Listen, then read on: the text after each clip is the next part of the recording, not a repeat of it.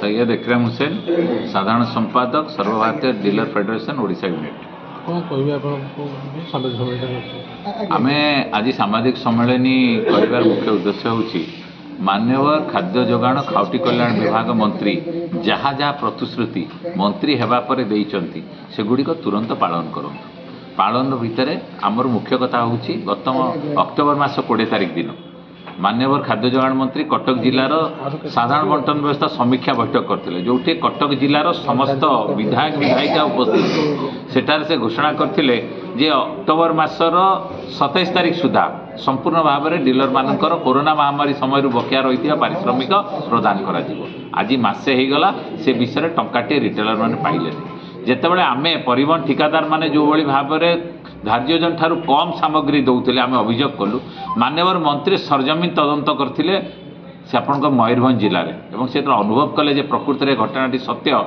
से घोषणा कले और निर्देश देले कोर्ट आपणकर चिठी संख्या अनुसार से देले जे समस्त व्यवस्थाटी आपणकर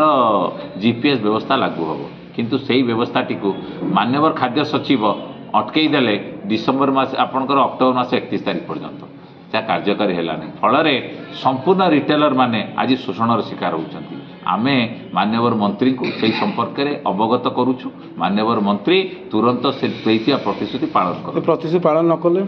आम मान्यवर मंत्री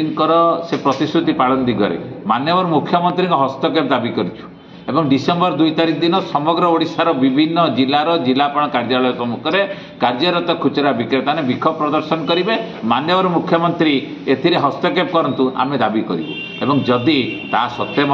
ये सरकार डबल इंजिन सरकार आमे भाविलु आमर डबल इंजिन सरकार डबल स्पीड रे एपीडीएस व्यवस्था चलो जदि सी आम प्रति उदासीन मनोभाव पोषण करती आमे बाध्य होई आमर जीवन जीविका आमे राजरास्ता ओह्लैबू एवं भुवनेश्वर ठारे समग्र ओडिशार रिटेल मान को लेकिन आमे तुरंत मान्यवर मुख्यमंत्री दृष्टि आकर्षण करने आम एक समावेश कर नगेंद्रनाथ जेना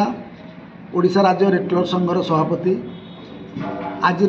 सांबादिक सम्मेलन आयोजन कर मुख्य उद्देश्य है आम जो सरकार निर्देश को पालन कर बन्या बात्या मरुड़ी समय समस्त कार्य संपादन कर बंटन दायित्व किंतु राज्य सरकार आमर पारिश्रमिक राशि देवारे अहेतुक विलंब करुँच तेणु आम गणमाध्यम प्रतिनिधि बंधु मान जरिया ओडिशार मान्यवर मुख्यमंत्री एवं खाद्य मंत्री को विनम्रतार सह अनुरोध आमर थिबा बकाया समस्त पारिश्रमिक राशि एककालीन प्रदान करा जाऊ कार्य तुलन